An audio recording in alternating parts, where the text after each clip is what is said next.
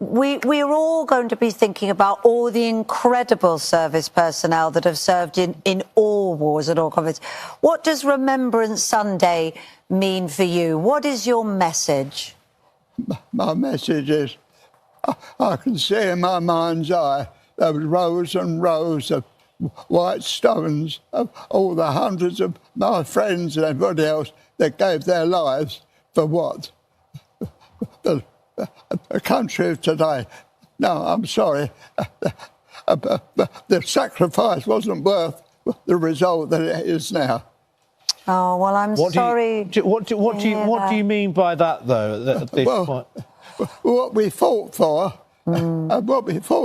was our freedom. We find that even now it's darn sight worse than what it was when I fought for it.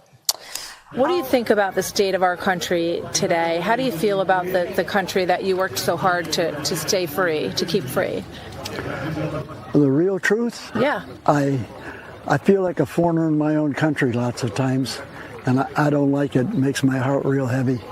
And I just hope we can pull out of this. Do you think 16-year-olds would fake their age as you did in order to go off and fight for the country today? 16-year-olds today? No, I don't think so. It was a different generation. Each generation is a little bit different. Yeah. And I think that all the generations are great, but I think some of the ones they got now are a little lazy.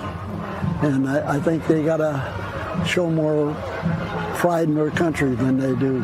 I'm just hoping I never run into anything where somebody's trying to burn the flag, because I'll stop them right now.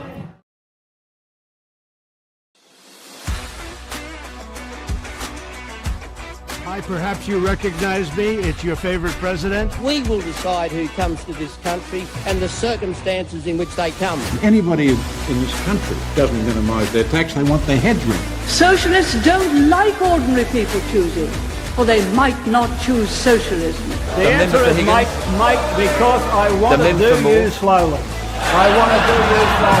I was saved by God to make America great again. We shall fight in the fields and in the streets. We shall fight in the hills. We shall never surrender.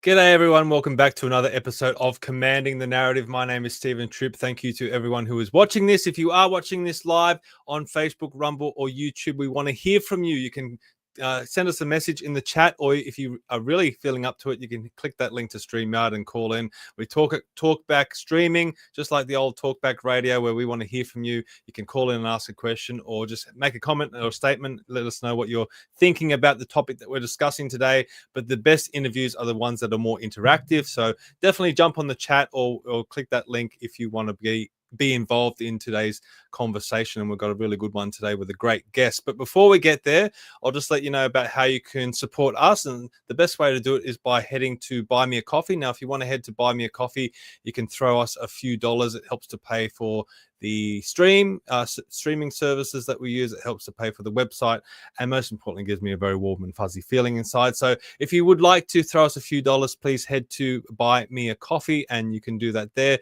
And while you're at it, please head to the website commandingthenarrative.com. It is the central hub for everything that we are doing at commandingthenarrative.com. If you want to find out who was on the podcast in the last few weeks, you can find it all there. We had a great discussion with Dr. Christopher Reynolds last week about the Gough Whitlam dismissal, and that really got in some really interesting discussions about the Constitution and how our Constitution was set up, and about some of the things that happened along the way, which was very, very interesting. So please head to the website and check out all those past episodes. Some really great stuff there. If you want to sign up to our newsletter, you can hit the sign up button in the top right hand corner. And also you'll find all the articles and newsletters on the website. You can participate in these surveys, which we have had some really great feedback about the surveys. And if you want to know who's coming up on the podcast this week, you'll find it there on the website. And lastly, as always, I'll let you know about Australians for Better Government. We're getting a lot of support from people interested in Australians for Better Government, people signing up to be members all the time. So please head to australiansforbetter.com. More members that we have really helps us in this journey to push for structural reform of our government and our government systems. I think it's much needed. And if you've been watching this podcast, you would have heard from a lot of our great guests and members of Australians for Better Government and heard all the views that we are putting forward. So please be a member if you haven't already. The more members that we have, the more impact our movement will have and the more resources that we will have to push with the reforms that we're advocating for. So please head to australiansforbetter.com and sign up, and we'd love to have you aboard. So let's get into it. Today's discussion is all going to be about independent media and also the direction that Australia is heading. I'm very excited to speak to our guest. His name is Mike Ryan. He's the former CEO of TNT Radio, and now he's doing two great shows. One is The Vibe, which is all about the Gold Coast region. He's doing some great stuff on The Vibe, and also The Protagonists on the worldtoday.news, which is a little bit like Piers Morgan. I was on there the other day. It was very, very interesting to be on there. It was a great discussion that we had on digital ID. So please check out that everything that Mike's doing with that, and we're going to be discussing that today. And I just want to read a little blurb from his website. It says, Mike Ryan tackles the onslaught of mumbo jumbo that masquerades as news and information in the age of pandemics and other manufactured crises. Mike interviews experts who can separate fact from fiction to help us make up our own minds on what is in the public interest. That sounds like it's right up our alley. So let's bring him on. Mike Ryan, welcome to Commanding the Narrative. Sounds painful, right up your alley. I would see a doctor immediately. Hemorrhoids. Anyway, sorry. Oh, good, mate. Now, I was in a few years back, my good friend of mine, Victor DL, he had a great podcast as well. And when I went on his show, he said the paradox of being a podcaster or in the media is that you're always having other guests on to give their opinion, but you rarely get to give your own opinion and let the audience let the audience know about who you are. And I feel that with you. I mean, you've got these great platforms and you've been doing it for a while now, but you're always platforming someone else. I guess this is the opportunity now to platform you and hear from you. So let's kick it off by hearing about Mike Ryan. Who is Mike Ryan? And tell us more about your background. Well, Mike Ryan is a terrible person, well, according to most governments anyway. I've done nothing else but media all my life. I'm a journo and worked in front of cameras and behind a microphone and technical, all that sort of stuff. So I've done all that, but not much else. So as I said, I'm a terrible person. But I do know the industry. I know it very well. I think that I've been very fortunate. I met some magnificent people. Done a lot. I've worked in the US in broadcast, as in with music radio, written for newspapers, and traveled the world, set it on fire in some cases. But what we did at TNT Radio, we were a very large organization, and it was done on purpose to be very large because we had to push back. And for all those out there that are doing their podcast or scribbling for Substack or whatever, congratulations, you're doing a great job. Unfortunately, you're against the large organisations such as, for example, in Australia, or the legacy media. They got squillions behind them. Look at the newspapers; they have squillions behind them. Doesn't mean they're owned by Australians, but they got squillions behind them, and they all do a magnificent job for the government or for big pharma or big tech, whatever you want. What we did and what independent media does is present another side to the coin. It doesn't mean that we disagree with what legacy media is saying, but we look at it more of reporting a story than just having a press release or glossing over it. And I think in this day and age, we need to look at things and see where they are and what is the story. So that's what we did at TNT. We had 75 people. We were a multi-million dollar business. We were 24/7 live, and nobody can do that. Not how we did it. And we know that from a major network in the US and major network in the UK. They were quite astounded how we could do it. And we did it well. We crisscrossed. We had people in, whether it's in Moscow or New York or in Los Angeles, and they would do their shows, sometimes dual shows. So someone would be, say, in Melbourne, another person would be in Moscow, and they would do that show together. And then we'd have guests from wherever they were, whether it's in London, somewhere in the North America, in Asia, and we would have them as guests, and we just roll this would just go day in and day out, and it did that perfectly. We started off with nothing. It was an idea that one of the investors said to us, "Would you like to?" We were doing a thing called Asia Pacific Today, and we got this guy said, "Would you want $1 million to keep going?" Anyway, we decided to do better than that, and we created TNT Radio, which is today's news talk. It's been a pretty interesting ride, but the idea again was to become big so that we could push back, and that was not denigrating or dismissing anybody else, but this is how we had to do it. And we ran exactly like a normal TV network or a radio network. And we had rules and regulations, protocols, but we never stopped anyone having their say, and we would not censor anyone. If they went a bit skitty or made stories up, then we had an issue. But if they believed it and they could back it up, don't forget the truth changes, or not the truth, the fact changes. Look at science, it's always evolving. So what you thought was the actual truth, at the end of the day, it may not be. It might be some variances to that. But you always have to start with the fact, and not my truth or your truth, just the truth. Really simple.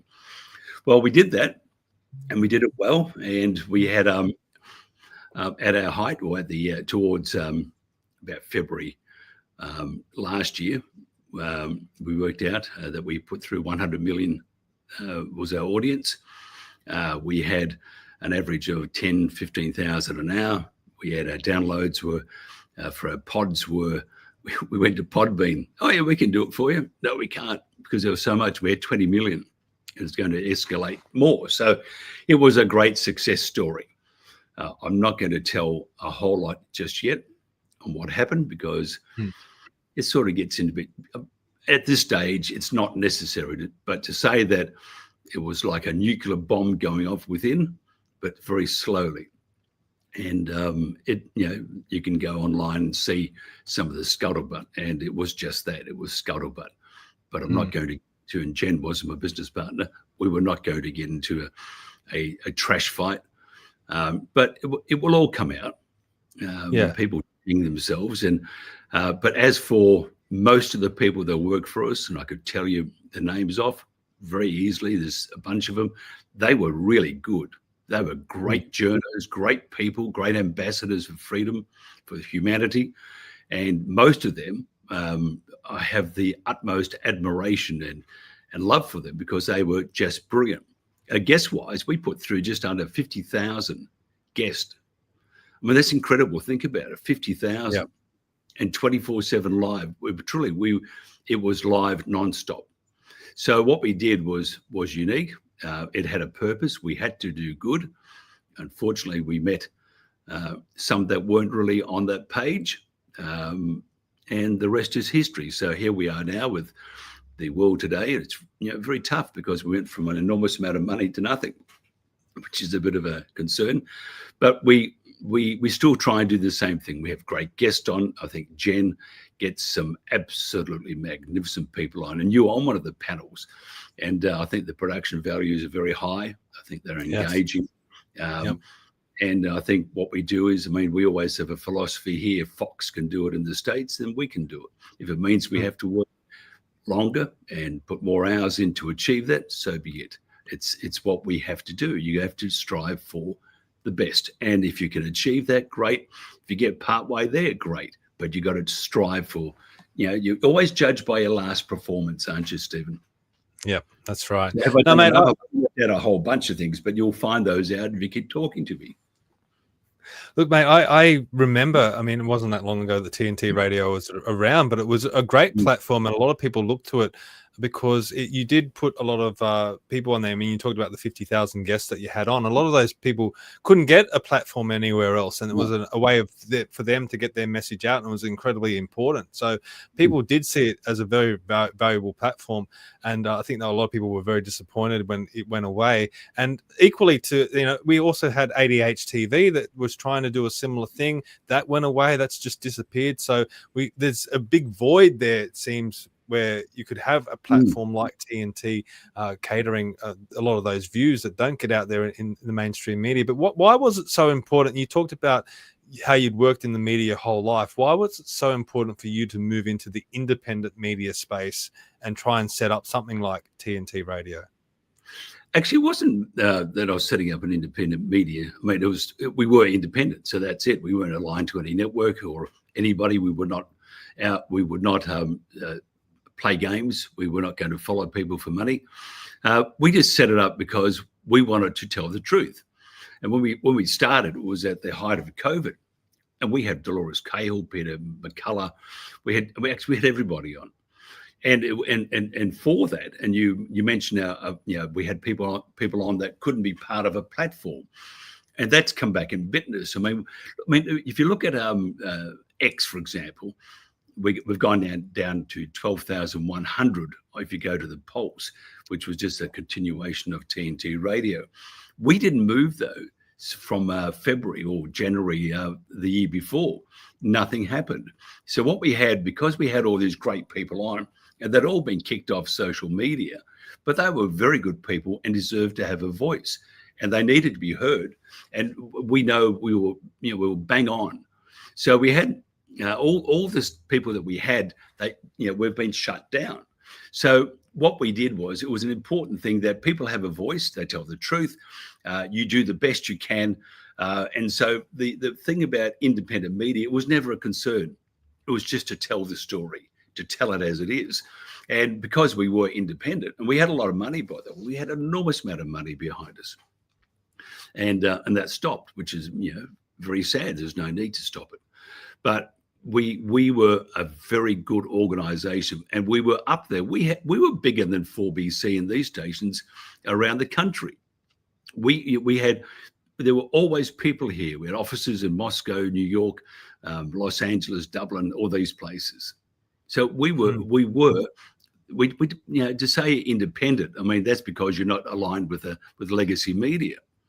But it doesn't mean that we were small or that we were and which they like to say, you're little. At that stage, we were. And if you look at it, that's the only way you can win. You've got to have numbers. It's all about numbers. You got to be big. And if they push you, and we were pushed a lot, and we just pushed back. We wouldn't push them. But if they pushed us, we stopped and said, no, you can't do that. You must not do that to us, because we're not doing it to you. And we'll continue to do what we did until we stopped. And then we were run over by a steamroller. I got a quote here from last year. You said this in September of last year. You said, because we're a free speech platform, we found that no one really wants free speech. They don't. Have your views changed on that? Oh, no. I mean, free speech, it's great if you agree. And in both sides, whether it's legacy or independent media or alt media, if you don't agree with someone, then you're a bad egg. And we don't agree with most of the things that we're seeing at the moment. I mean, too often people want to be the Joan of Arc or the savior for humanity, which is, in brackets, I want to be the star. And that's why we were TNT Radio or TNT.news at the end. There was no stars. They were all excellent communicators, but the star was the people watching, was the audience, was the truth. So if you're talking about, we would often say death and destruction, we don't want any stars. We want the truth. And that's a problem with independent media or alt media. Everybody wants, and they'll attack me again, get in line. It's like a conga line of assassins. But if we keep, if we can disclose, which we won't, but if you knew that these people, a lot of them are very, very good. I got to tell you, there's some great ones out there, but there's a lot of bad eggs too. And you don't have to be an Einstein. Look what Israel is doing. Look what Qatar is doing in the Middle East. Look what the English government is doing, the US, they're all, Russians are all doing it. Chinese are great players. It's there's a great story, but I may end up telling you, not too sure yet, because I have to be careful. But it's true though. The independent media is very important. Just that it's like, at least with legacy media, you know who the bad eggs are, just about all of them. But when you have independent media, you trust them. It's like a priest or like a doctor. And look what happened with the doctors. We don't trust them anymore. So you have to be careful with people's trust. But I look to America. I mean, there's a massive independent media movement over there. I mean, a lot of people credit that for getting Donald Trump elected. The same thing in the UK with GB News. I mean, that's a massive platform now. As you said, you wouldn't even maybe classify that as independent media anymore because they're almost at the same level as the legacy media over there. But it hasn't really seemed to caught on here in Australia. I mean, there's a few people around that you could point to say that they're slowly breaking out. But why do you think that is? Why do you think here in Australia we're not seeing the same thing as we're seeing in America and the UK? Well, first of all, in America and the UK, you're seeing it being dismantled, and it is, and we know it's being dismantled, and there are independent outlets in the UK that they're under watch, and that's not because of what they're saying, or it is because of what they're saying, but it's not because of their background. It's because of how they've been influenced. If you look at Australia, I mean, you mentioned, I always call it ADD, attention deficit disorder TV, but it's true. But we have it. First of all, it was going to become Australia's Newsmax at the end of the day. But the players in that, I mean, there were some very good players, but once Alan Jones went, what happened to it? So you're all centered around one person, which you don't want to do that. If you're centered around one person, you're going to fall apart. I mean, that's why I always get into Nigel Farage in the UK. He owns that. He owns UK Reform, or Reform UK. Sorry, he owns it. So if it's a company and he decides to have a hissy, you're finished. The same thing with a lot of independent TV, such as that. Sky News is not, but that's under Murdoch, isn't it? So they'll tell you particular things, and you look at The Outsiders, for example, magnificent program. Until we used to have the utmost respect. We'd watch it and think this is a great network for telling the truth.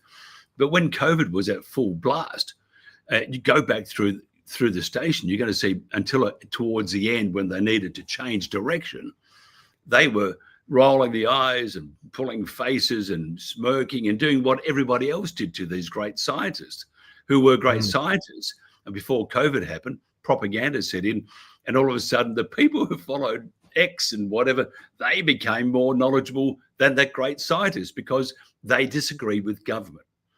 And so the independent media, I have to say, it is quite dubious. Legacy media, I mean, what a waste of space.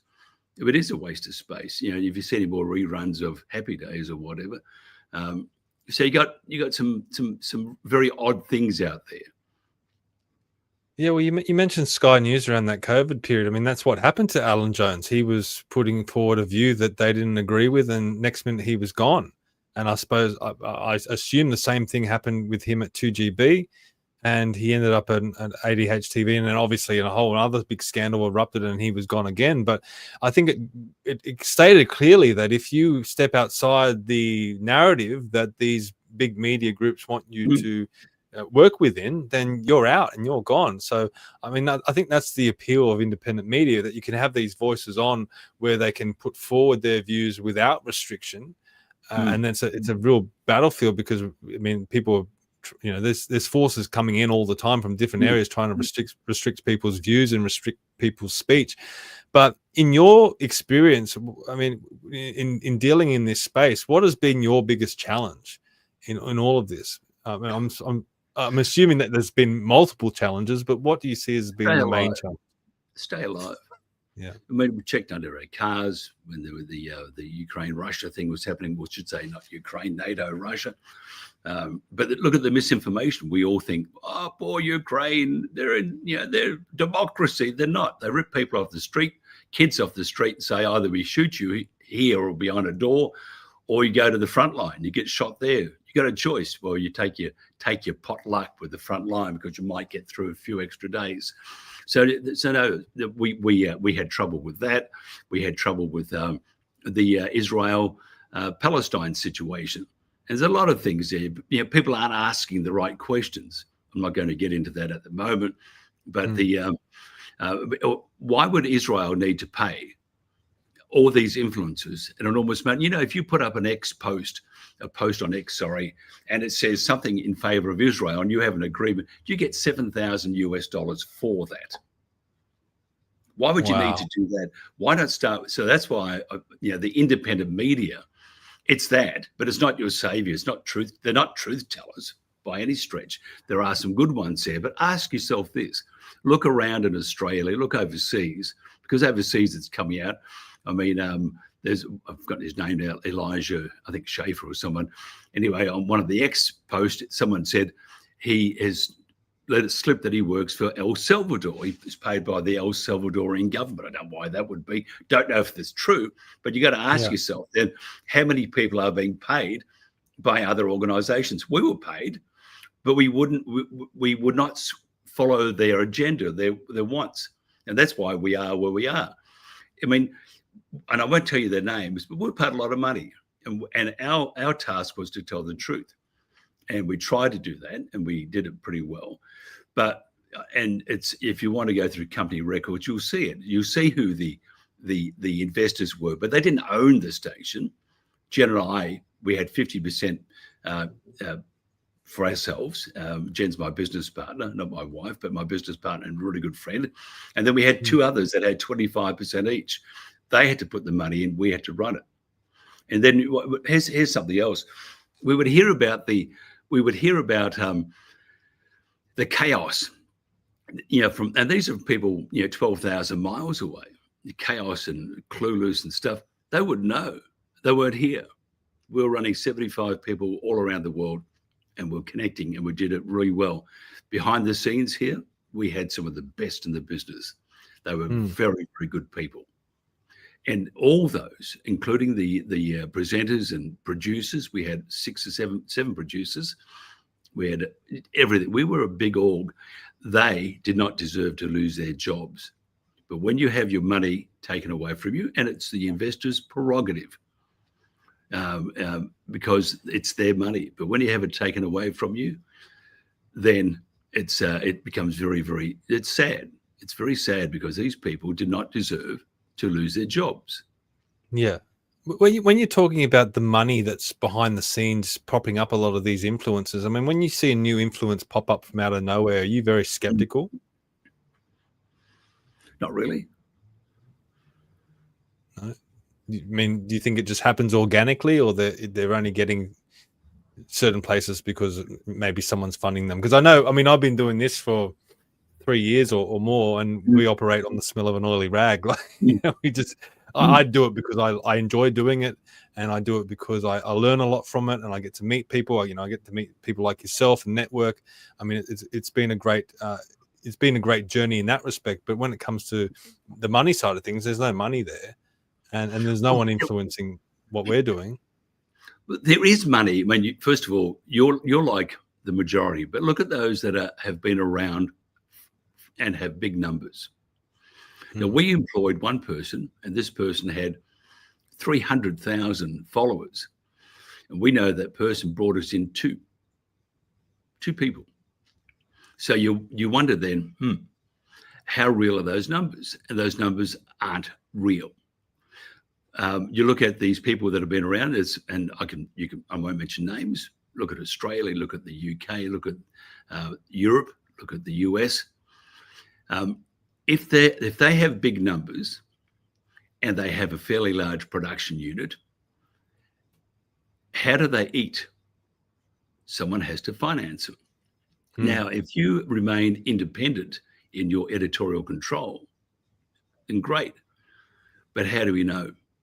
How do you know that they are not working for someone and not spreading that narrative, but creating a thing called a nudging it? So you're throwing it a little bit here and a bit there and a bit there. And before you know it, people, oh, that's interesting. That's interesting. Now, if they want to do that, that's fine. but they should let people know. And so the trusted news organisations is one in the UK, very trusted news organisation, and you have to wonder why it's decided to depart from its grassroots base and move towards more international, and in many cases anti-West. You just have to look at it. I'm not going to say the name of it, but you have to look at it. And look at the shareholders and see how it's changed. That's what I would do.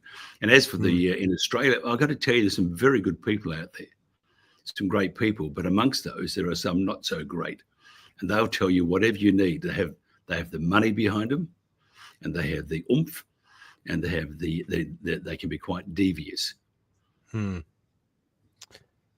It's a muddy world. I mean, it's not just politics. It seems to be in media as well. And I mean, obviously you've had your challenges, but on the flip side of things, what's been the most rewarding part of your journey? I mean, I'm sure you've achieved a lot. Probably not as much as you would want to achieve. I mean, after TNT Radio, I'm sure you would have wanted that to keep going and to build. But I'm sure you've had a lot of achievements along the way. What's been the most rewarding thing for you?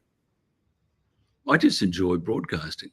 I enjoy what I do. I mean, whether it's The World Today and The Protagonists, which I think The Protagonists is an excellent show, but I actually really enjoy that. I meet people like yourself. I meet all these. I mean, we've got a show we had coming up tonight, which we have Malcolm Roberts, Gary Johns, and a guy called Michael Offerdale on. And Michael Offerdale runs a pub in Tubeer. And it's these people are magnificent. I can't wait to talk to them, which is on tonight. Australian I can't wait to listen to it. I think that's going to be great. I saw that. Too. Yeah.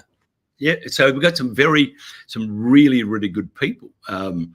We do a lot with on Palestinian issues, because it's not, for me anyway, it's not whether Israel, although things do change, but whether Israel is bad or not, or whether the Palestinians are bad or not. It's about the senseless killing. And really, people don't talk about that a whole lot anymore. That the annihilation of children, of families, the fear and the terror they would have had knowing that they're going to be killed or see their loved ones blown up to bits. And then we see the propaganda coming out from, whether it's from the West or whether it's from Israel, whether it's despicable. They should go to hell, because you do not kill innocent people. And I don't care what they say. Oh, it's part of war. It is not part of war. I haven't yet to see a child, 6-year-old kid with a bazooka or a surface-to-air missile. They're hiding as they bomb the crap out of it. They need to stop it, or they are stopping it for a while. Trump's peace plan, who knows where that's going to go. Big, beautiful peace. See, I'm like you. I don't see things as, one side or one country versus the other. I see it as innocent people against the elites, and the elites are the ones pushing the buttons with all the weapons, and it's poor families. I mean, I don't care what nationality you are, what religion you are.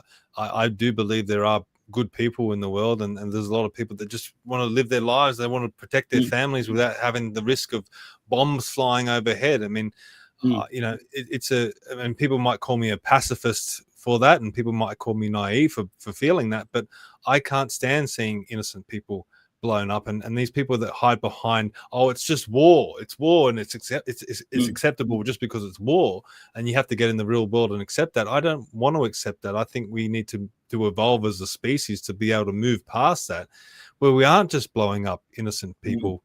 I mean, at the end of the day, it's just these elites in their ivory towers pushing the chess pieces around a chessboard, playing their little games, and it's the innocent people at the ground level that are feeling the brunt of it all.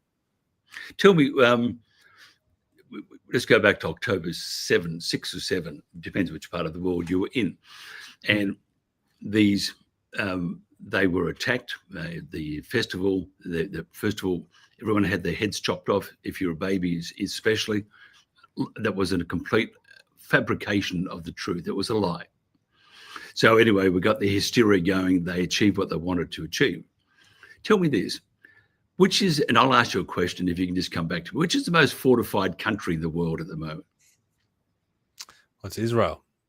Right. So they have the best military, they have the best surveillance, they have the best everything. Tell me this, how come at a music festival, a group of people, large number of people, near the border, all that sort of stuff, how come these terrorists broke in and nothing happened for 6 to 7 hours? They should answer just about everything anybody needs to ask. They did nothing. Nothing happened for 6 to 7 hours. And then they perpetrated these bloody lies that children had their heads shot off, cut off, and blah, blah. Absolute filth. So the rest is just, you just look what's happening, what happened. And then here's another one. By the way, I thought Donald Trump was okay. And for his within the borders, I think he's doing an okay job. But he's negotiating peace, say, for example, with Iran, negotiating peace with Iran. And at the same time, Israel starts bombing Iran and the peace talks stop. Would you trust someone who's talking about peace and at the same time has knowledge that you're about to be bombed or you are being bombed? Of course not. So then we look at Trump. I'm President Peace. I'm going to have peace around the world. Tell me, is it to his advantage because money is his God? It's going to save America. Is it to his advantage to end the war between NATO and Russia or to extend it? It's a tough question for me because I look, honestly, I try not to get involved in those foreign conflicts. One, because I haven't been there before, but two, as I said, I take the view that I don't want to see anyone get killed unnecessarily. But we have to accept that when it comes to war, it's very profitable. And these elites, as I said, in their ivory towers have used war for centuries as a mechanism to advance their power, but also advance their profits. I mean, why isn't there peace? Why isn't there peace at the moment in Europe? Why? Because if you, the people in Ukraine don't want to have any more wars. Zelensky does, and his henchmen, the SS people, but no one wants to have war in Ukraine except those outside of Ukraine. Why would that be? Look, I mean, I talk to Palestinians that live here now, and they say the same thing. They said for centuries we lived with the Israelis, we lived with the Christians, we live with everyone, no problem. But all of a sudden now there's an issue, and I mean you can point to conflicts all around the world where it's so senseless. Like when you go back through history and you think that the Americans, dropped nuclear weapons on Japan. And now Japan is a strong ally of America and a strong ally of Australia. I heard the other day that we're going to be purchasing warships off Japan. I mean, how do you go from World War II when Japan's like the mortal enemy to now it's a strong ally? And it just goes to show that at the end of the day, we're all human beings and we're all being moved around the chessboard by these elites that just are profiting from our misery. And if you study World War II and the misery, the absolute misery that took place among everyone, well, no matter what side they were on, whether you were in Europe, whether you were in Russia or Germany or France or wherever you were, Italy, they all suffered.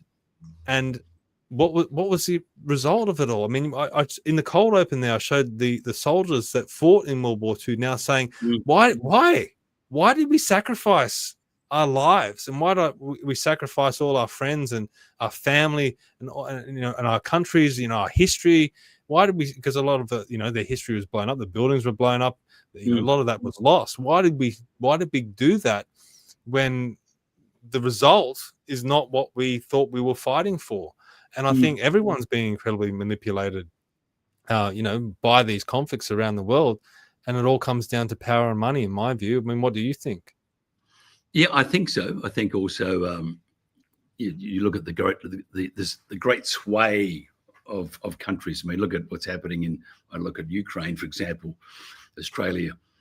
We're going to help these poor Ukrainians, protect their democracy, which there is none. There is no democracy in Ukraine at the moment. If you look at a whole bunch of Ukraine, they actually want to move. They would like to stay with Russia. But anyway, you look at that. We send over those, what are they called? Those bushmasters to help them. That's right. Yeah. And they're still working out whether that was to stop, to help Ukraine or impede it, because they're terrible machines, a bit like a Morris Minor, but worse, or a Hillman Imp, if anyone knows what they're like. So, we're very happy, aren't we, to give away money. We don't ask the Australian people about it. We just give away money. And I was talking to someone today about the government. It used to be left and right. Well, there's no such thing as that anymore. You've got this melding of all this garbage.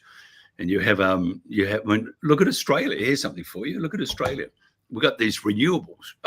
Going to have renewables, going to save the planet. But in saving the planet, we're going to destroy Australia. Going to raise to the top of the Great Dividing Range, put up 3,400 turbines there, 260 meters tall. Those turbines, the ones that are up already killing the native animals there. The koala's got to move 400 meters either side because of the high velocity noise, and so forth. If there's a fire there, you can't put it out because they're too high for planes to bomb. To bomb them with fire retard. So you got all that, and then there will be fires because they're mechanical of nature, and they're going to cause sparks, and you're going to have all sorts of things. So we burned down. Look at King Valley in Victoria. Got to put up these solar farms. Well, the locals, 540 properties or property owners signed, said, we don't want you here. This is perfect grazing country. It's for Australia. And the government said, no, we're going to do what we want. Going to put up solar farms there, so they're going to bulldoze the whole area. Look at the treaties, the native title and stuff like that. I mean, do they want to divide Australia? So no, I think you look at overseas, and you mentioned, is it all about money? It's always all about money, I think, and the sway of the narrative. Some call it the WEF. Is it the WEF? Don't know. Is it something worse? Don't know. Who's the puppet master, or who are the puppet masters? Is it WEF? If it is, who's their puppet master? So, I mean, even if you go back to Ukraine for a second, a guy that was offered a job, because all countries have a thing called disinformation, not warfare, but it's propaganda. And so what they did, he was offered a gig to run it for NATO. And he said no. And he worked for us for a long time. And he would often get a call from the guy running that, who says, I know, and I'm not going to tell you his name, but so I know where you are. I'm going to come and get you one day. So, back to, is it about money? Probably. Who's the puppet masters? Don't know. But end result is that we're all, we're pretty well stuffed, aren't we? Oh, it certainly seems that way. How are we going to stop? How are we going to stop the government? Tell me. With a couple of outposts of independent broadcasters, we're not going to stop anybody. Unless the world can get some gonads, but they need information. They've got to be able to hear things. Got to understand the both sides. Got to understand the truth. I mean, how are we going to stop the government? They're going to do what they want. I mean, I know that you go on about better government. Well, at the moment, the Conservatives and Labor. I mean, look at the Conservative Minister of Communications, or Shadow Minister. She said openly, government must control internet. Well, what are they doing on December 10 and then December 27? They're going about doing that. It's for the safety of our children. That's garbage, not for the safety of our kids at all. It's all about control. As she said, we have to control the internet. Why do you need to control information? It's to stop the misinformation, the disinformation. But what if the government is the one spreading the disinformation or misinformation? That's right. It's like a bank robber saying, we're going to put really big locks on that door to stop people from breaking in. A subtitle, stop them from catching us stealing. So it's the whole thing is just it's a farce. And do you, truly, except for people watching this and some that follow us, what are the Australians doing about it? What are they doing about the tabletop of the Great Dividing Range being raised? These beautiful forests, the putting up, in WA, they're going to put up an 8,000 square kilometre chunk of ocean, fill it with wind turbines. What are we doing about it? I mean, do you hear anybody at the pub talking about it? I don't. They're talking about cricket and talking about football, normal everyday things. But sometimes we need to, to be fair on the Aussies, they don't know a whole lot because they're not being told a whole lot. And then you have independent media and they do their bit. But, we're not, truly, independent media is not effective. It needs to be there, and it needs to be you need to have the opportunity to hear both sides, hear the truth, as I said, in many cases with the independent media. But, do Australians, but here's the thing, I mean, I'll get slammed for this one. Stephen, do Australians really care? I hope they do. I really do. Do they actually really care? I mean, you care, I care. Yeah. It's a bit like the computer company called Wang. They came out, they called Wang Care. They changed the name because they cared, but it was the wrong name. But I mean, truly, Australians, I mean, or people in the US, I mean, we talk about Trump being a beauty, and he is actually. He's not doing a real bad job. He's always embroiled in controversy, which is always Democrat fueled, of course, Soros and all these. But do you see really a whole lot? I mean, look at the UK. You had 100,000 to 3 million marching with Tommy Robinson. But there were 69 million who didn't. And the government is still doing exactly what it wants to do. Look at the grooming gang inquiry, for example. Still doing exactly, nothing's going to happen. Nothing will happen in this country. And I don't know how you're going to fix it, except keep telling the story. But we're not going to fix it. They're going to do, I mean, look at Bowen. His great support. I know, but he's terrible. But headlines, news, Channel 7 News, I wonder who pays their bill. Channel 7 News, Channel 9 News, Channel 10 of the ABC. Oh, it's terrible. We lost our big opportunity to have COP in Adelaide. It was going to cost a couple of $1 billion. But who cares? It's all lies. It's all about lies. It's amazing how you tell a lie has become the truth. But once a lie, it's always a lie. Just mate, sorry. I know exactly what you're saying, and a lot of people are feeling it. A lot of people feel that despair, and they feel like we're heading in the wrong trajectory. And I mean, there's the evidence not just here in Australia, but right around the world. I mean, if you see what's happening in the UK, I mean, it just seems like the end of the earth almost. I mean, in terms of British culture, I mean, it looks like it's just evaporating right in front of us. But I mean, I think of my kids, and I always go back to them. I mean, they're 4 and 1, and what world are they going to be growing up in? And we just have to push back somehow. I mean, I don't know what to do. I don't know what the answer is. I don't know what the most effective method of trying to turn this all around is, but you just have to keep going. You have to try. And if you followed politics as long as I'm sure you have, you know that there's ebbs and flows and things swing around.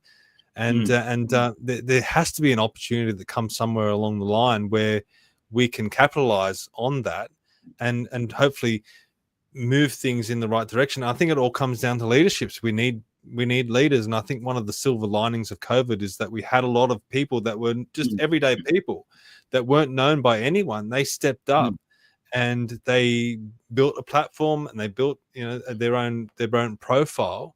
And I think they're sitting there waiting for the opportunity. And anything in politics does take a long time. It's a long game. We can't expect that things are just going to happen overnight. And 5 years is a very short time. 10, 20, 30 years, where are these people going to be? What impact are they going to have? And hopefully the seeds are being planted for what you're talking about. Going back to the truth, going back to, what you can prove, and going back to, some core principles and core values, and not just being fed the garbage that we're being fed by government. There has to be an ebb and flow. And I'll finish it off with this clip, and then I'll get your comments. This is a clip that's being put out there where it shows the contrast. I'll actually play it, and then we'll get your thoughts. It will speak for itself, I think. To our problem, government is the problem. We know big government does not have all the answers. We know there's not a program for every problem.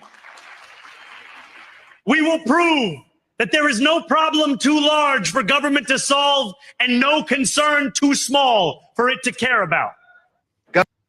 So you can see there, you go from Reagan, who's saying government's the problem, and then you move along and you finally get to this Mamdani character who's saying that, well, government's going to solve all your problems. Government's going to fix everything.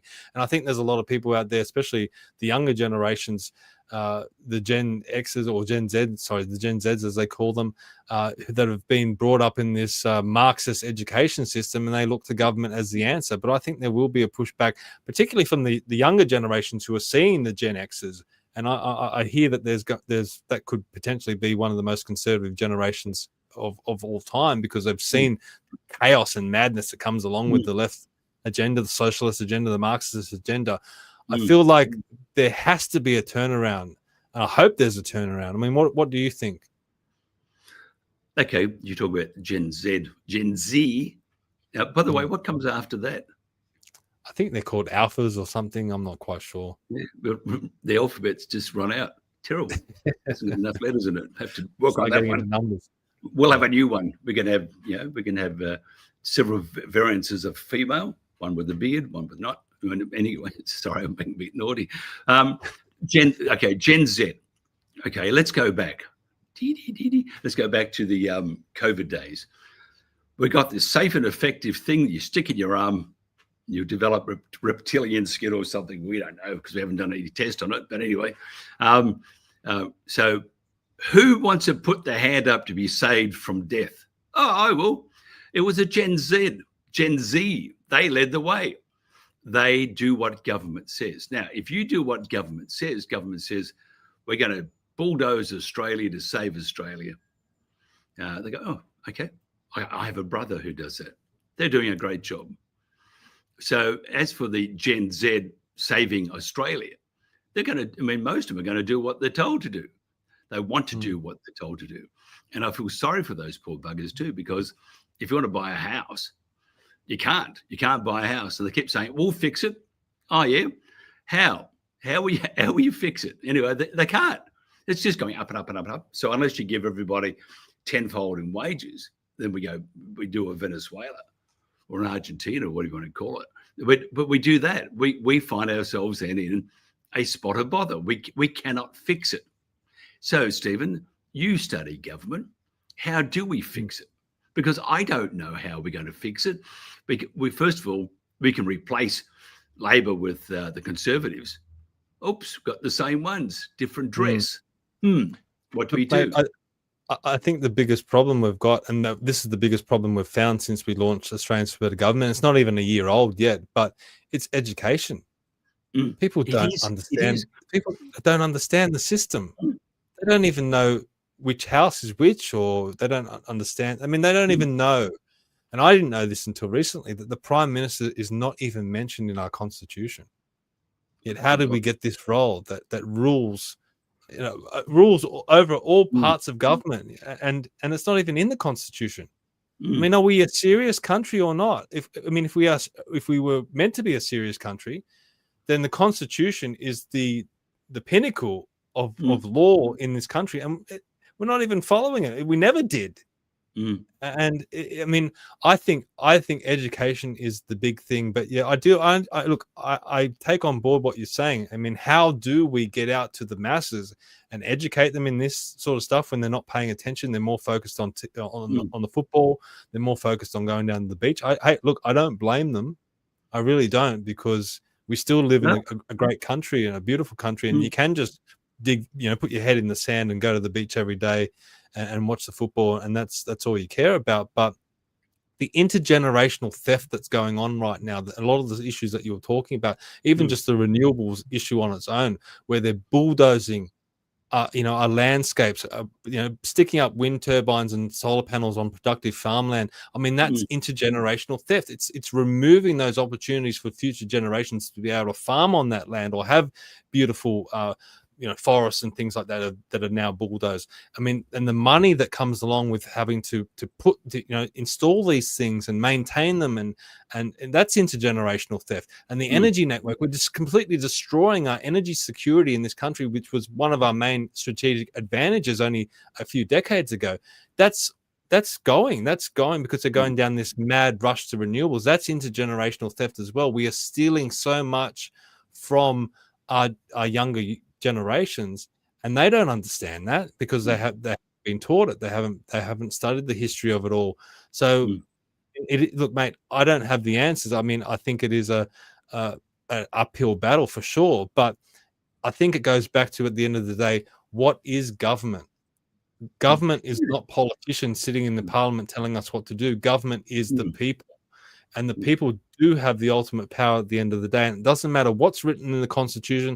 It doesn't matter what laws are written. At the end of the day, if the people don't agree with it and enough people rebel, then that all gets wiped away and you start from scratch. That's what happened in America when they had their revolution. It's happened in other countries. I don't want it to happen here because to pay the price for that is in bloodshed, and we don't want that. But I think we have to have that ideal in mind that any law that they're pushing can be changed, and it can only be changed by a people's movement that's organized and can put enough pressure on the politicians for them to buckle. But how you do that and how you get enough people on board and on side, I mean, that's the long journey, I guess. That's the long march. I mean, it's not going to be that's why God made whiskey, because you can have a couple of sips and forget about the woes of the world. But I want to ask you this one. I don't know how much time you have, so tell me to shut up if you want me to. No, we can go as long as you like, mate. So here's the thing. Are we any worse than we were before the internet? Because with the internet, if a sparrow is going to fart somewhere, you're going to know it. So if we have that information at our tip of our hands, by the way, we haven't, because we're getting all sorts of stuff, but we have some sort of information, then you're aware of things happening around the world, terrible things, councils in England and all over the world. But if you go back before the internet, when you had the newspaper, which reported it 1 day later or 2 days later, and it only had so much you could put in, and it had to be brief because a couple of byline and a couple of pars under it. If you had all that, that's all you had. And so therefore you weren't up to speed with everything around the world that would interest you, whether it's politics and football, COVID, space travel, Atlas, 3i Atlas, Martians, whatever. You can focus on that. So therefore the attention or the focus on that particular subject is very intense because you couldn't do it then. So are we better now or better then than now, or vice versa? Or is it just that the information is readily available? Which puts another question to you. That information needs to be treated with respect. And at this stage, I see government, legacy media, and a great deal of independent media and all the efforts behind the scenes to distort the information. And what we're getting is what they want you to know. And it's all starts with a big P, ends with an A, propaganda. Mate, great question. I think it is an easy answer, and I think it's a very complex answer. The easy answer is yes. I mean, it was better. I mean, I think back to the 90s, and I think, mate, we were so lucky, despite the fact that our family were living in a 1-bedroom flat in Ashfield, and all living in the same bedroom. We were happy, and we felt like this was a great country, and we really felt lucky. And my parents were able to work hard and build something for themselves and advance themselves. And we're in a very good position at the moment because my father and my mother worked so hard, and they instilled that into me and my brother. The more complex answer is, I think people do look back with rose-colored glasses on their on their youth. I mean, you talk to people, like I look back on the 90s and I go, oh, great time. It was the best time ever. You talk to my parents, they go back to the 70s. They talk about how great the 70s were and how great a country it was then. And they look at the country now and they say, we don't recognize Australia. I mean, it's not the country that we grew up in. But if I was to ask my daughter, what do you enjoy life? I mean, she gets to go to the playground every day. She gets to go to swimming lessons and play group and blah, blah, blah. I mean, I think you do look fondly back on your childhood, unless you go through something completely traumatic. The journey of life is that it becomes more complex as you get older, and you're faced with more responsibilities and you're faced with more challenges. I mean, it's not as things don't come as easily as when you're younger, and I think that's a part of it. And when you get older, you fall into the trap of you've built a lot yourself, so you want to start controlling things more. When you're younger, you're happy to go along with things because you look to your parents or you look to your teachers and they guide you through. When you're older, you're more set in your ways, you're more established, you've created things on your own, and you want things to start going the way that you want it to go. So you get more frustrated when things are happening and you see that, hey, this is not going the way that I want it. So I think that's the more complex answer. I think the truth is probably somewhere in the middle, where we are still lucky in this country. We still have a great country. We do. Yeah, I think there are a lot of dangers on the horizon, but I think ultimately, like we are still very fortunate to be here. What do you think? Well, we are fortunate to be here. It's always nice to wake up. Now that I've celebrated my 333rd birthday, I can recall the trip. A solid potato. No, I'm just being stupid. We are in a great country. We're destroying it. And see, once you destroy something, you can't bring it back. Look at the Great Dividing Range. People go, oh yeah, it's a lump of rock. Big rock, little rock, right down the eastern seaboard. But just imagine central Queensland. Queensland's a big state, but if you look at the lengthwise, it's long. But you could say between Cairns and say Brisbane, you got this great chunk. And imagine these beautiful mountains, rainforest and all sorts of things. They go in there, they bulldoze it, and they put up these monstrosities. Now, here's the thing: those wind turbines. I think you mentioned it to me. Stephen Nowakowski mentioned it. That after 25 years or 20 years, they just let them stand there, and it's up to the government or the taxpayer or the farmer to pull down billions. So all this stuff. So we're destroying our country. So if I was someone saying, if I was say a 20-year-old, well, first of all, probably if I go back to when I was 20, I really wasn't interested in politics because I knew that my parents and the government was going to do the right thing by us, and that I would start whinging about it when I hit 30 or something, when I have responsibilities. So I don't think people have changed a whole lot there. And I think for them to be, that they have to become involved, I think that's wrong, because when you were 20, I'm sure that you tripped the light fantastic. And when I was 20, I was busy feeding the horses. No, I was having a great time. I was enjoying life, working in broadcast, and started off and traveled the world and did some really nice things. But I wasn't interested then I was interested more in Van Halen. And some good rock, Akadaka and stuff like that. But as you get older, you start to mature, and one day I'm expecting that to happen to me. But as you get older, though, you get you start to notice things, and it's up. We have to make sure that our children and our neighbours' children, they have a great life in front, and that becomes experience. So we impart our experience. And we teach them a bit about life and say, this is not how you do things. This is how you do things.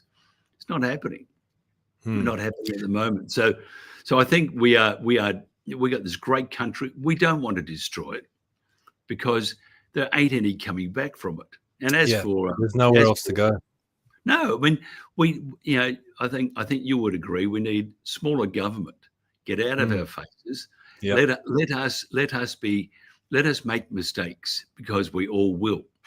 I'll keep making them, but let us make those mistakes. Let us learn from the book. It sounds so philosophical. Let us learn from the book of life, Stephen. Yes. Do what everyone else has done through generations. make mistakes, and live. It's a journey of humanity. I mean, humanity's made some great mistakes, but when you look at it, we have had a lot of advancement as well. We wouldn't have got to the point we're at now if we hadn't advanced, despite all the wars and the famines and everything that's come along, all the great authoritarian governments. I mean, we're a tremendous species that we're able to advance despite everything that's happened. But got some comments here I'll read out. 84 Punk says Van Halen was like something that landed from outer space. Rock on. And Tony says, Mike, get Katie McCallum on your show. Now, of course, Katie McCallum is the president of Let's Rethink Renewables, and you're talking about the renewables rollout. I just want to bring this up quickly. This is from the Let's Rethink Renewables website, which I'm a vice president of with Katie. And this is one of our campaigns. It's called the Unrenewable Campaign. It's in exactly what you're talking about, Mike. Once you start bulldozing our wildlife habitats and our productive farmland and our rural landscapes and our local communities as well, they're unrenewable. They don't come back. Once they're gone for good. And this is something that Katie's a very strong advocate of, and she speaks very passionately because she's funding it. I mean, she's on the front line of what's happening. Yeah, Stephen Nowakowski is just truly. I never heard of him until a few months ago, and then looked at his videos, saw what they're doing. It's terrible. It is absolutely. I always think, and maybe I'm a bit weak here, but I always think of the more vulnerable, and I've gone through some garbage, but I'm not vulnerable by any stretch. It is what it is. But I look at the animals and I look at children, I look at the older people. I'm starting to sound like Mother Teresa here, but I don't mean to be. I'm just saying we need as humanity, we have to look after those less fortunate. And for us to go, oh, well, so what if we're killing these beautiful bats and koalas and stuff? And as Katie said, once they're gone, they're gone. That's it. They're gone. And what do you have then? You got a shithole. Sorry, I don't mean to be swearing. You got a really bad place. So Katie is dead right. She is so right. We have to look after our backyard. By the way, I do not believe in climate change or that sort of stuff, but we have to respect our environment. And as for showing these stacks of steam coming out of those, evil coal-fired power stations, it's steam. It is not smoke. Steam. What does steam do? It rises and drops. It rises and drops. Anyway, sorry, Katie. Yeah. Went on. Sorry. It drives me nuts because obviously I live in a teal electorate here in Sydney, and I'm surrounded by them. Yeah. And Allegra Spender was saying the other day, "Oh, carbon pollution." What is carbon pollution? It makes no sense to me at all. But look, mate, I want to talk about what you're doing now. You got the two shows, The Protagonists, and also this one, The Vibe, which I've also been a guest on. It's changing. Tell me. We're changing. We did it initially just to test. We needed to test things out because you do that, especially when you're laden with debt. And we're not debt, but we have limited funds. So what we did was we tested it out. So it's going to go national. It's going to be, it will eventually be 24/7 for Australia. And it's going to focus a lot on the city, regional and rural, whereas at the moment it tends to be focused more on, media focuses on the national thing, which is nothing wrong with that. If they could tell the truth, it'd be great. But we're going to start looking at smaller towns, looking at the farmers, at the terrible things they're going through, looking at regen farming, that sort of stuff. We're going to have programs like the Protagonists will be on both the wall today and this. We're going to do all sorts of things. And we want people to talk about it.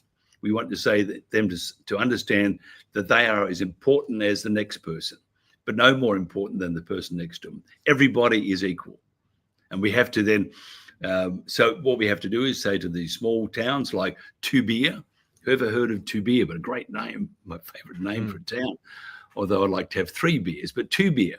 I mean, once saw this, the native, and I'd probably get this wrong, the native land titles went through, which was pushed through 2 days before the state election, which that government was booted out. The problem with that is that Tubia has been left. They own, or part of the town is 10 acres. Give me a break, 10 acres. The rest of it, they don't own it. You have to basically ask permission. So what we want to do is go to these places and talk to them. We'll go and broadcast from some of these places if we've got the dollars, but we want to do what old-fashioned media used to do. Include everybody, have an opinion. If you don't agree, great. If you do agree, great. But at the end of the day, let's have a beer. Let's have a bit of a chin wag about where we're going as a species from here. Let's try and make each other's lot better. As for example, I get on very well with you. I think you're a very good broadcaster and communicator.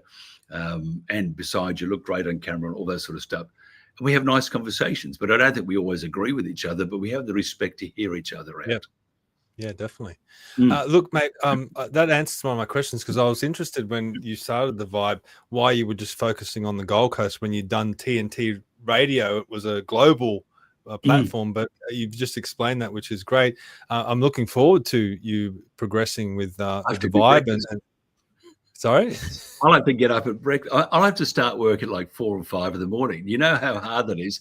As you get older, let me tell you, you don't get creakier. You just get, it's like, oh, the pillow and I are having this great conversation. But anyway, so what I do, I might, give you a call. You could be the first one to air each morning. So if you're comfortable. Well, mate, I work night shifts. So if you need me to do like the midnight slot on the weekend or something like that, I'm happy to do that. No, don't be like that. Just don't go to bed. I can talk to you as you're going to bed. Yeah. But I do want to talk. I mean, I do want to bring this up. And I know we're getting towards the end, but I am enjoying this conversation, so I'm going to drag it out a little bit longer. But I mean, this is the Vibe, and this is your production value. And I mean, your production value is beyond what any of us are doing in the podcast field. I mean, how were you able to get such a slick production? And if you do want to move to a 24-hour format, what are you going to need? Obviously, you don't have the money that was there previously. But obviously, you're going to need hosts. You're going to need sponsors. I mean, firstly, how did you get the production value, and what do you need in the steps going forward? Okay, production values. Because I said I look at Fox, and I always think, okay, Fox can do something really clever, and anybody can do it. You got to know how to do it first of all. So in my case, I've done nothing else but media. I'm a terrible person. I'm a disgrace to my mother. But anyway, but if you want to do something, you say, okay, they can give it to me and it won't last, or you can put your head down, your backside up, and you just do it. So if it's going to take 1 hour or 10 hours or 15 hours to do something, and my wife and in general attest to this, I'm a very annoying person. They've often been told they want to stab me. But you put your head down. But true, my dad always said the same thing. Put your head down, your backside up. And what you do is you just work. And so the end result with it, you got to have some sort of talent. And by the way, I'm not saying I have talent, but you've got to have some sort of know-how. So you say, that's how it's done. They have 15 people doing it. We have 1. Let's just do it and work harder, do 15 people's jobs, but let's just do it. Because a friend of mine has passed away. He used to do films, and he always said you're always judged on your last performance, and you are. So I make sure that we look as good. The old saying, if you can't play cricket, at least look like a cricketer. So we look good. And then I have to say, with the content, Jen, she is just brilliant. You manage all the producers. There were 7 or 8 of those, as I said, for TNT. But her background is politics, as being an advisor for one of the federal ministers, and state politics with Kennett, and senior economist, won't like me saying this. So she understands, again, the importance of putting your head down, your backside up. And, we might whinge a bit and stuff, but that's all I know. I just know that you got to do the right thing. So our production values are great. Our content is great. We make sure we make mistakes, and we're no different than anybody else.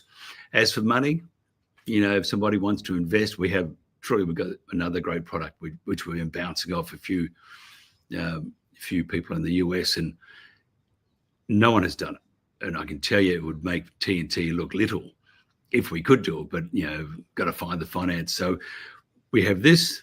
This will keep us occupied, always will keep us occupied. And if we can branch out and do something else, then we'll do that. But, they'll just you do the same thing. Put your head down, your backside up.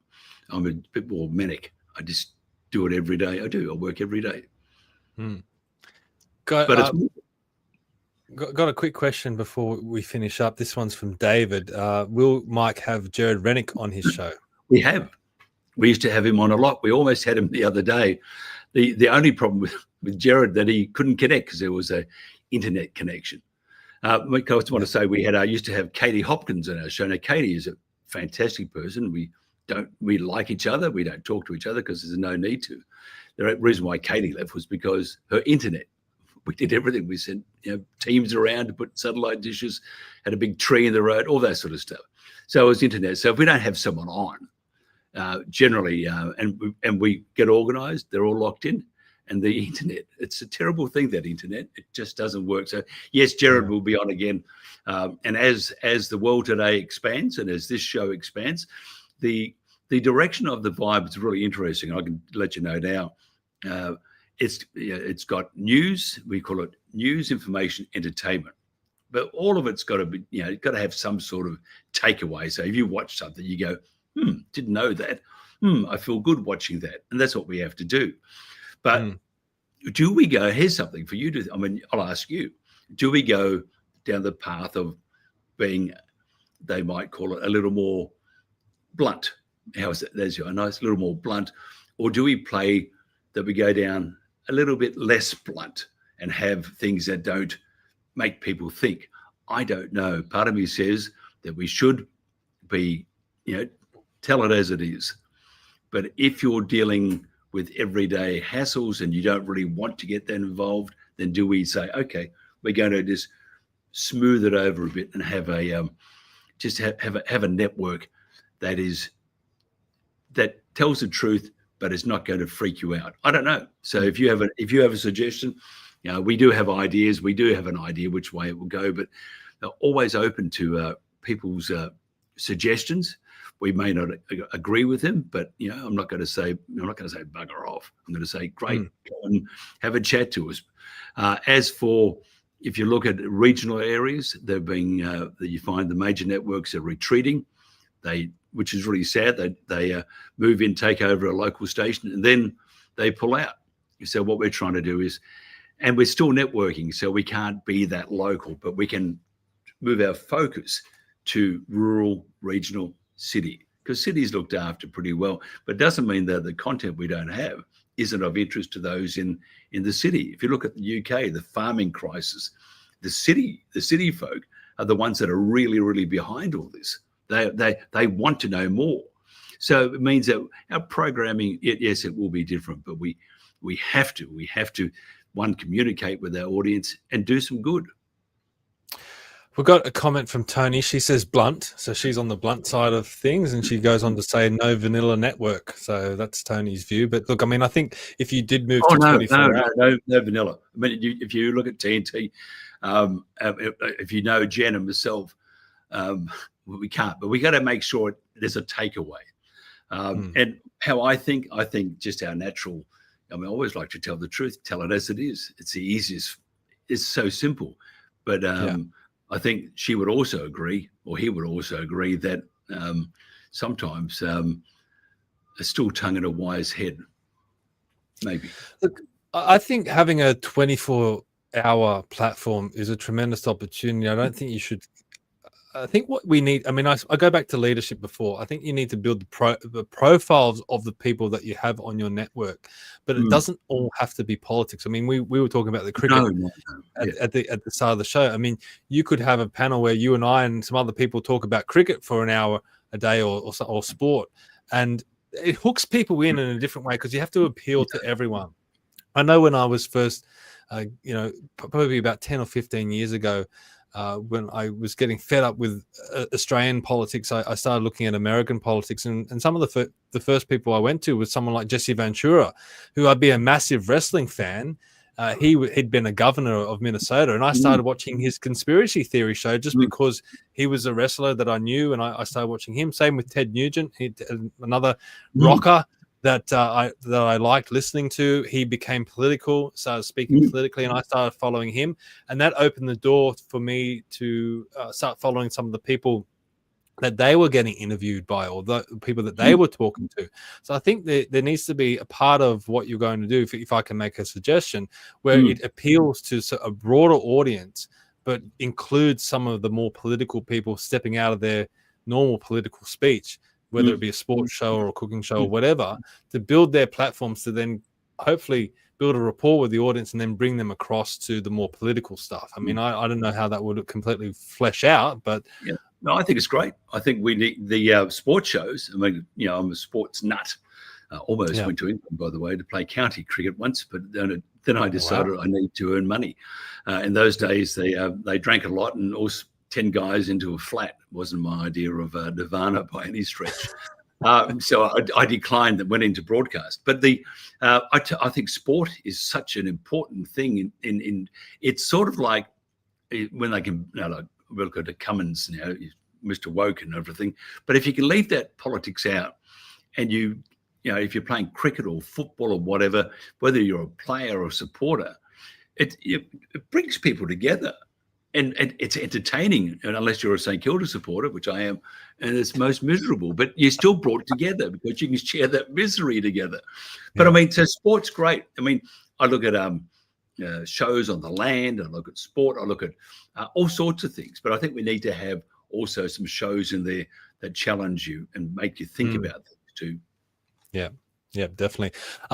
Just to finish up, a couple more questions. You've spoken about your love of broadcasting. Why do you love broadcasting so much? That's a good one. Why do I love?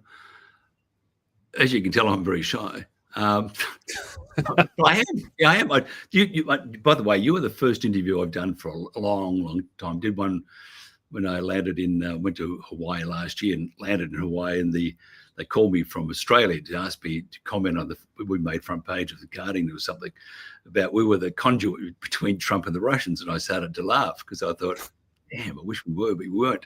Anyway, so why do I love broadcasting? I don't know.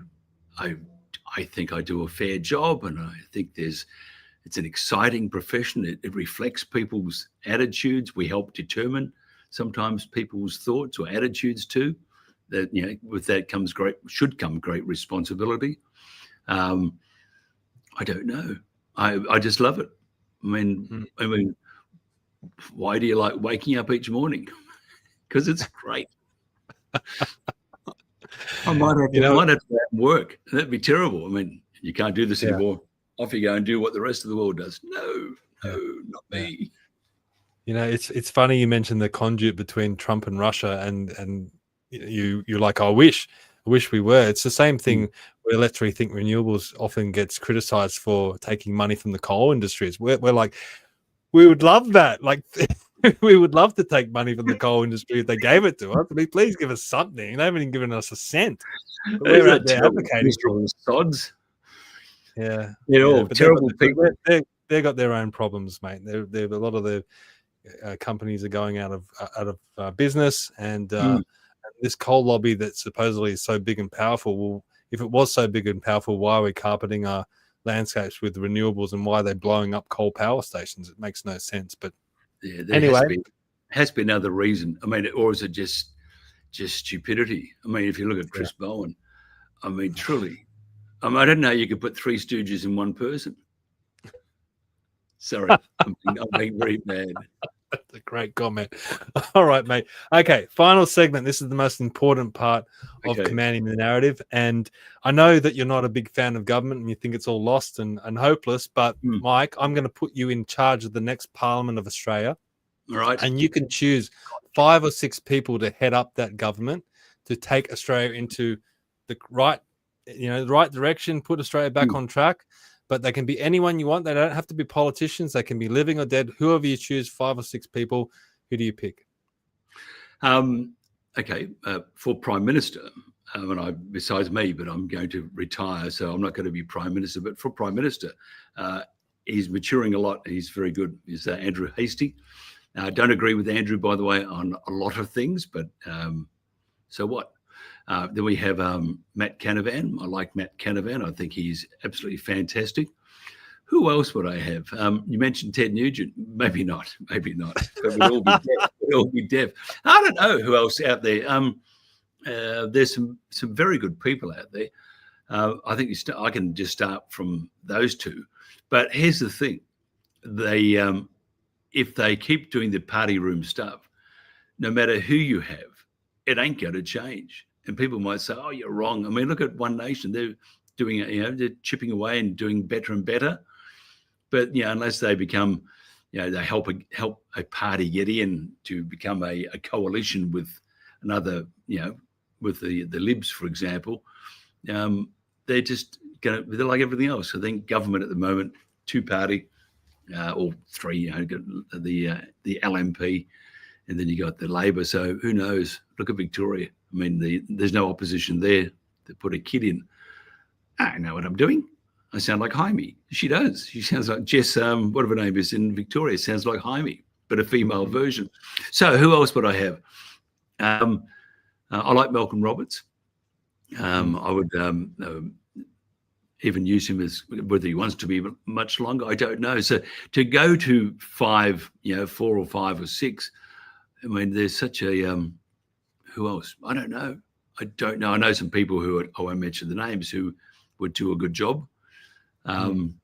So, but I think, until you get rid of the woke, I know woke's a terrible word, isn't it? But those that have believed a lie, says that there are 6 types of gender, women with beards and in comfortable clothing. I mean, give me a break. Anyway, I sound like Robin Williams, and look what happened to him. Yeah.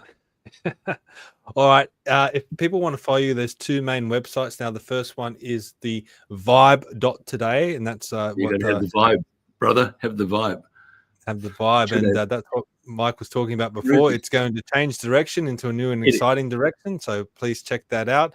And also the other website is the today.news. So check that one out. That's where the Protagonists is, the Protagonist show, which is a lot like look, welcome to London. Don't forget your stab vest. Sorry, it's a terrible thing. Who would do a thing like that? I apologize. That was Ricky. What's his name? Ricky, the comedian from England, Gervais. Yeah, that was him. He had an ad for this is great for I think it's vodka. Anyway, it was put around London, all these signs, and he got in trouble for it because he had his little dry sense of bit of humor there. Don't forget the stab vest. Anyway, welcome. Sorry. It's funny, but unfortunately it's true. I mean, it's true. Yeah.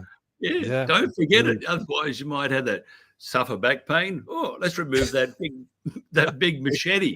Oh no, we've got a bin for that one. Let's put the machete in the bin. Not. Yeah. Never, isn't it? It's like saying to a bank robber, look, we're sick of you carrying guns. We want you to put your guns in bins. As if.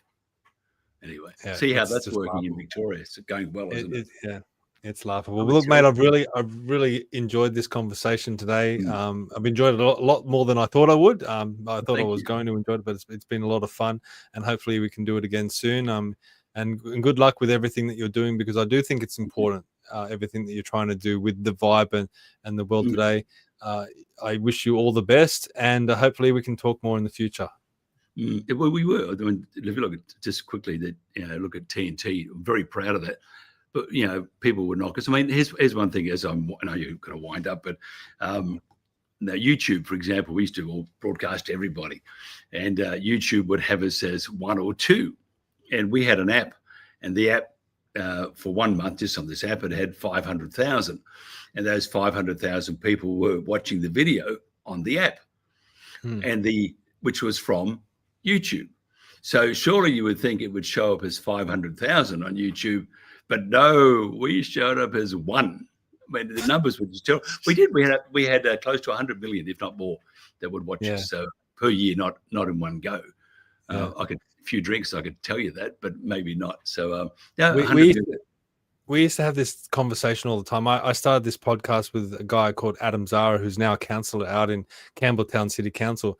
Great guy. You know, we started all together, and you know, YouTube used to say, "Oh, we've got 50 views on the podcast" when we first started. But we'd go out to events and whatever, and people would be coming up to us all the time. "Oh, I watched you on the podcast. I watched it." And we're like, "We've met more than 50 people here today." Like, what? So yeah, I don't trust the numbers at all. But they seem to be. They seem to be lifting the shadow banner, especially on Facebook. For some reason, our Facebook has really taken off from out of nowhere. So I think that changed when it's your face that's making Facebook so gorgeous. I don't know about that. I don't know, mate. Or is it maybe off your Facebook? What's that? Or is it off your Facebook? I'm not too sure. Yeah, I mean, it's one of those things. I definitely don't trust those analytics, but I mean, that's why I never look at the views. I do this. We trust them, though. We trust the analytics if they say what we want to see. Yeah, well, that's true. That is true. Yeah, it was lovely chatting with you, by the way.